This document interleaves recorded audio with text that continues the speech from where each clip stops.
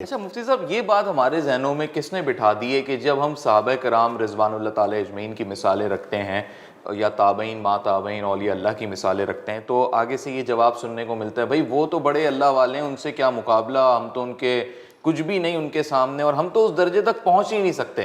یعنی میں یہ نہیں کہہ رہا کہ ہم درجہ بندی کا جو ہے نا وہ ورسز کرنے بیٹھ جائیں، تقابل کریں، لیکن میں یہ ضرور کہہ رہا ہوں کہ ایک ذہنوں میں لوگوں کے یہ بات بیٹھ گئی کہ ہم نے وہ بننے کی کوشش بھی نہیں کرنی، یعنی ہم نے اس ٹریک پہ چلنا بھی نہیں ہے، اور ہم یہ کر ہی نہیں سکتے، وہ ہمارے لیے ہے ہی نہیں، ہمارے لیے تو بس یہ نارمل لائف ہے اور اس میں ہم تو بڑے گناہ گار ہیں، اور اسی طریقے سے جو ہے نا وہ معاشرتی کام چل رہا ہے۔ یہ بنیادی غلطی ہے کہ جب ہم بات کرتے ہیں صحابہ کرام رضوان اللہ تعالی علیہم مجمعین کی حیات مبارکہ کی، یا آپ نے جیسے اکابرین کی بات کی، تو وہ فضیلت والی بات آ جاتی ہے کہ جی ہم اس فضیلت کو کیسے حاصل، بلا شبہ ان کا جو درجہ ہے اس درجے تک کوئی نہیں پہنچ سکتا۔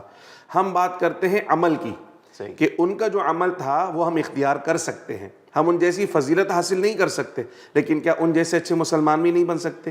تو ہم فضیلت کی بات کہیں نہیں کر رہے، برابری کی بات کہیں نہیں کر رہے، ہم یہ کہہ رہے ہیں کہ وہ بھی ایک مسلمان، یہ ایک انسان تھے، ہمارے جیسے جاگتے جیتے انسان تھے، ان کی اولادیں بھی تھیں، بچے بھی تھے، ان کے کاروبار بھی تھے، مگر جب انہوں نے لا الہ الا اللہ محمد رسول اللہ کہا تو حضرت بلال حبشی کو جب انگاروں پر لٹایا جاتا تھا کیا خون نہیں نکلتا تھا؟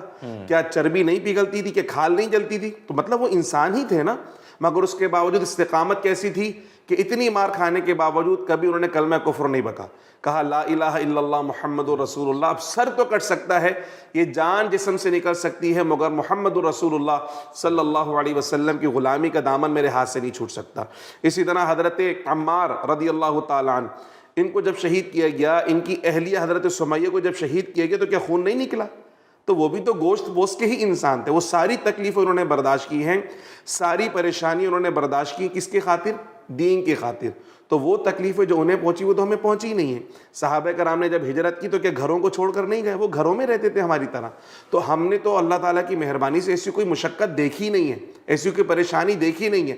ہمارے سامنے جو بنیادی مسئلہ ہے وہ کیا ہے کہ جب اللہ نے ایمان کی نعمت دے دی ہے، اب اس پر عمل کرنا، یہ ہمارے لیے سب سے بڑی ذمہ یہ داری عمل بنتی ہے۔ انسان یا مسلمان خود کر سکتا ہے یا یہ عمل کروائے گا کوئی؟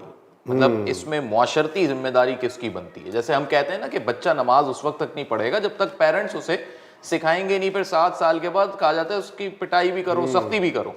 تو کیا اسی طرح ہمارے ارد گرد جو ہماری سوسائٹی میں ہم سب الحمدللہ مسلمان ہیں، یہ ہمارے اوپر ذمہ داری ہے یا ہمارے جو علماء کرام ہیں ان پہ جاتی ہے ذمہ داری، یا کس کی ذمہ داری بنتی ہے؟ بلا شبہ بہت ہی اہم سوال آپ نے کیا جب سوسائٹی کی بات آ گئی ہے۔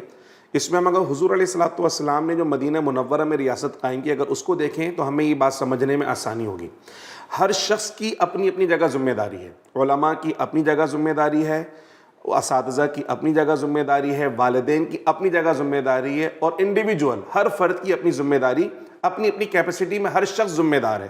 حضور کی حدیث مبارکہ ہے، پیارے آقا صلی اللہ علیہ وسلم نے فرمایا کلکم راع وکلکم مسئول عن رعیتہ، تم میں سے ہر ایک شخص چرواہا ہے اور ہر شخص اس کے ریوڑ کے بارے میں سوال کیا جائے گا، یعنی تربیت کرنا ہر شخص کی اپنی کیپیسٹی میں ذمہ داری ہے۔ تو پیارے آقا صلی اللہ علیہ وسلم کا طریقہ اور منہج کیا تھا؟ ایک طریقہ تو وعظ کا تھا کہ اللہ کی طرف سے حکم آیا، آپ صلی اللہ علیہ وسلم صحابہ کو جمع کیا اور اسے اعلان فرما دیا۔ پہلا کام تو ہے کمیونیکیٹ کرنے کا۔ کمیونیکیٹ کرنے کے بعد اس پہ انف نہیں ہو گیا، بلکہ حضور نے پریکٹیکل کر کے دکھایا کہ اب اس طریقے سے اس کو سر انجام دینا ہے۔ جو اچھا کرتے تھے انہیں مزید ذمہ داری دی کہ اور لوگوں کو تم جا کر سکھاؤ تاکہ اور لوگوں تک اس بات کو پہنچے۔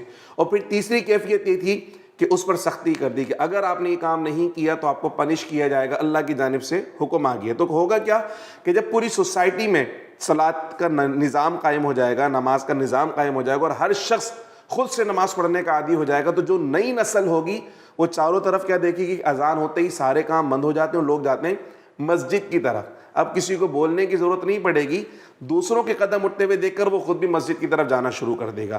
یہی وجہ ہے کہ اللہ سبحانہ و تعالیٰ نے جب سچ کی بات کی نا، تو ایک طرف تو سچ کی فضیلت کو بیان فرمایا ہی، مگر اس کو اختیار کرنے کے لیے کیا فرمایا؟ فرمایا یا ایھا الذین آمنوا اتقوا اللہ وکونوا مع الصادقین، اے ایمان والو اللہ کی ناراضگی سے ڈرو اور سچوں کے ساتھ ہو جاؤ۔ سچ بولنے میں اگر پریشانی ہو رہی تو کیا کرو, سچوں کے ساتھ ہو جاؤ. تو کیا ہوگا کہ جب وہ ماحول میسر آئے گا کہ ہر طرف سچ بولا جائے گا تو پھر آپ کو سچ بولنے میں پریشانی نہیں ہوگی, سچ بولنے میں ہیزیٹیشن نہیں ہوگی, پھر آپ کی زبان سے بھی خود بخود سچ جاری ہو جائے گا. تو دین پر عمل کرنے کی جہاں تک بات ہے, تو جب سوسائٹی کے اندر ہر انڈیویجول اپنی کیپیسٹی میں عمل کر رہا ہوگا تو اس کے نیچے طبقہ اس کو دیکھ کر خود بخود اس کا اثر قبول کرے گا, اور پھر بولنے کی ضرورت نہیں پڑے گی, پھر انشاءاللہ لوگ خود بخود دین کی طرف آ جائیں گے.